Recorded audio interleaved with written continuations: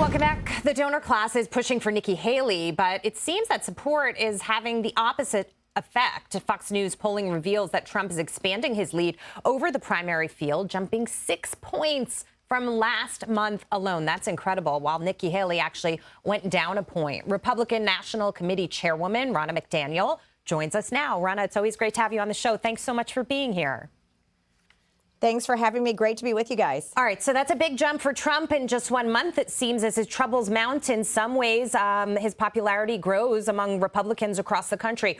Ronna, when it comes to who's going to get the nomination in mid-2024, I always remind people there's a process. It's a primary and caucus process. Then you have the delegates. That sort of decides it. A lot of people are kind of pointing fingers at you.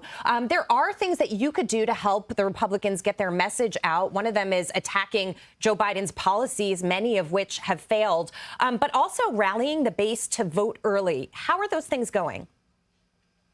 So, twofold. As these candidates are fighting to get the primary and fighting to win the primaries and get the nomination, they're not focused on Joe Biden, and the RNC is. So we have a huge Bank Your Vote initiative that we've launched to encourage voters to vote early, find out how to track their ballot, how to request their ballot. We have to increase our early vote margin if we're going to win in 2024. And then also, we're always taking on Joe Biden. The RNC has a research page on Twitter, and it is a favorite of many people because we are holding this president accountable. We are holding him accountable to the fact that 1 in 3 Americans this year are not going to buy Christmas gifts, because prices have risen 17% under Joe Biden. Americans are hurting, and we are holding them accountable. While our candidates are trying to get the nomination, we want to make sure that our focus as a party is on Joe Biden and his failures. Ronna, this is the big money show. We follow the big money. We know where Democrats have been putting their money. It's abortion. And they have had a ton of success on that issue. Republicans, based on everything I can see, have not found a way to get to voters and say, we've got a better path for you. That was clear in 2022. I think it was clear this past year as well. Ronna, what are you doing for Republicans to get on the other side of that issue and counteract the advantage that Democrats clearly have on the issue right now? Yeah, it's going to be up to the candidates, guys. The candidates and their consultants have got to take this head on. And the RNC has been very vocal on this. I'm a suburban woman. I've been very vocal on this since 2022. I know this is a huge issue.